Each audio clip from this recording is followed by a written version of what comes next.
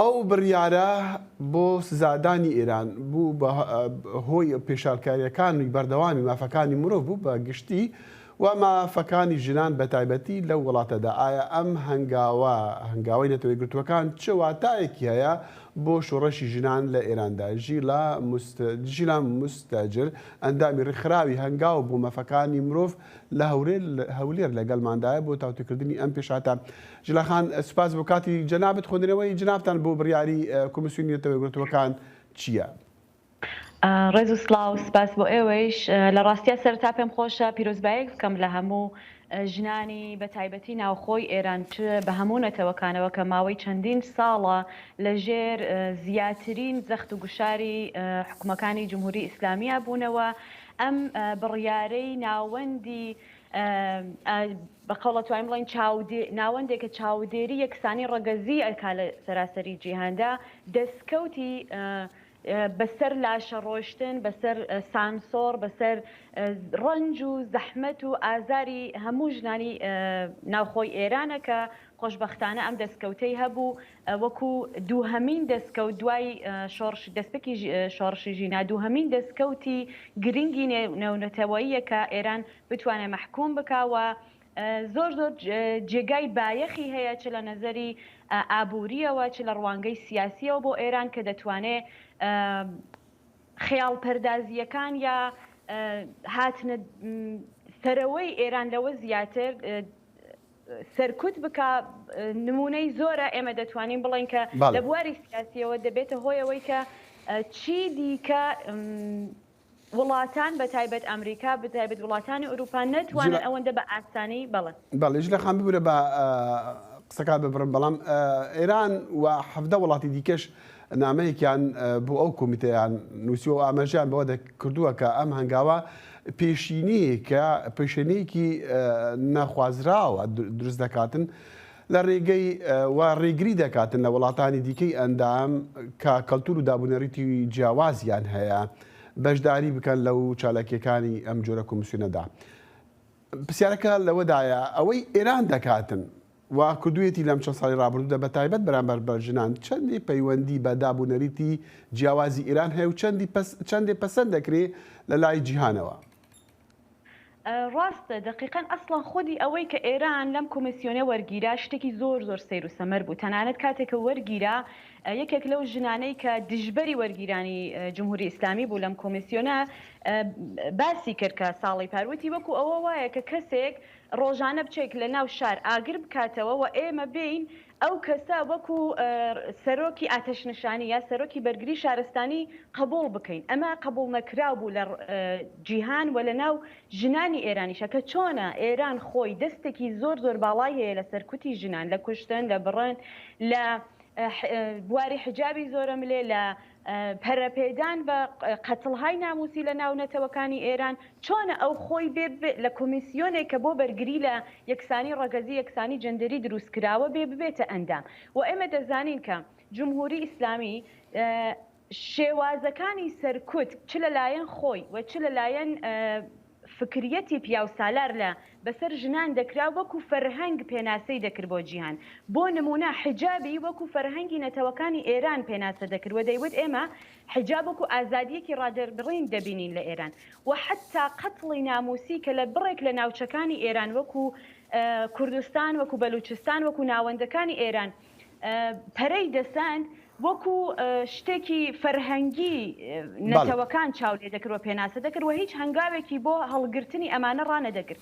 بۆیە ئێستا دەنگی ژنانی ئێران دەبیسترێ کە ئەمە سەرکوت بووە، ئەمە سەرکوتێکی سیستەماتیک بووە کە جمهوری ئیسلامی دەیسەپاند بەسەر نەتەوەکانەوە هیچ پەیوەندی بە فەرهەنگەوە نەبووکە.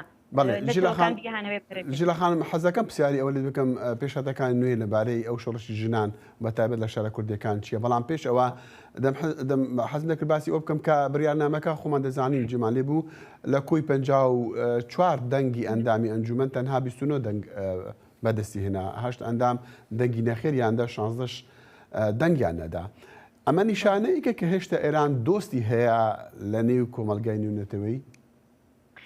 بەڵێ دقیقا نیشانەوە ئەدا کە ئێران وڵاتی جمهوری ئیسلامی ئێران لە ڕێگەی دەست و پەیوەندیەکان و حتا ئەوەی کە پێشتر کە وەرگیراوە نیشانەوەی کە ئێران چەندە دۆستی هەبووە لە بواری نێونەتەوەییە و چەندە ڕۆڵی هەبووە لە لۆبیگەری بە نەفعی خۆی. ئێستا بەڵام ئیتر شێوازەکە گۆڕاوە جمهوری ئیسلامی چی دیکە ناتوانێت بە پاڵپشتی ئەو وڵاتانەی کە سیاسەتێکی ئابووری یا سیاسەتێکی ئەرزیان هەبوو لەگەڵ ئێران و پاڵپشتی یەکیان دەکرد ئەوانەیش ناتوانن پاڵپشتی جمهوری ئیسلامی بن. ئەو هێزە ئینسانیە کە جمهوری ئیسلامی نردیەوە دەرەوە وەکو لۆبیگەری بە نەفعی سیاسەتە چەوتەکانی خۆی بەکاری دەهێنا ئیتر ناتوانن پێش بە بیستنی دەنگی گەلانی ئێران بگرن، دەنگی قشرە جیاوازەکانی ئێران بگرن، ئیتر دەنگی ناڕەزایەتیەکان بەرزترە و جامعەی جیهانی پاڵپشتی خەڵکی ناوخۆی ئێران دەکات. تۆ بڵێ قەت حکوومەتی ئێران ئێستا بە گرنگی بزانێ بڕیاری کۆمیسیۆنێکی وا لە نەتۆ یەکگرتووەکان گرنگی پێ بداتن؟ دەزانن هەمیشە جمهوری ئیسلامی ڕوویەکی میدیایی هەیە. ئێستا لە دوێنێشەوە ئێمە دەبینین ئەو کەسانێک کە بەتایبەت بە ناوبانگ لە تۆڕە کۆمەڵایەتیەکان یا دەست و پەیوەندیەکان یاریان یا وتەبێژی وەزارەتی دەرەوەی ئێران هەڵوێستیان گرتووە لەسەر ئەمەوە بە شتێکی گرنگی نازانن و بەردەوام دەڵێن ئۆکەی ئێمە هاتینەتە دەرەوە لەم کۆمیسیۆنە ئەو وڵاتەی کە ئەویش دژی ژنان کار دەکات بۆ نمونە ناوی ئەمریکا دێنن لەم تەرفەندە بەکاردێنێ کە بۆچی فقط ئێمە ئەوەیان قبوڵە کە ئەوان دەرکراون و چی دیکە ناتوانن بێنەوە ناو ئەم کۆمیسیۆنە. بەڵام هیچ هەنگاوێک بۆ ئەوە هەڵناگرن کە وەزعیەتی ژنان، وەزعیەتی مافی مرۆڤ، وەزعیەتی هەموو ئەو جۆرە سەرکوتانە کە لە ئێران دەکرا باشتر بکەن یا لانیکەم تەسلیم بە دەنگی خەڵک بن، متالبە و داخوازی خەڵک ببیسن. ئەوان بەردەوام دێن ئەڵێن ئێمە کارە باشەکە دەکەین، ئەوە دنیای دەرەوەیە دژی ئێمەیە، ئەو پرۆپاگەندەیە دەکەن. بەڵام بە دڵنیاییەوە کاریگەری زۆری لەسەر هەڵوێستی دەرەوە دەبێت لە بەرامبەر ئێران و زیاتر لەمەکە هەیە ئێران تاکوتەرا دەکەوێتەوە. باشە ژێلەخان حەزم دەکرد پێشاتەکانی ئەم چەند ڕۆژە شۆڕەشی ژنان لە ئێران بۆمان باسکێ چی هەیە چی نییە؟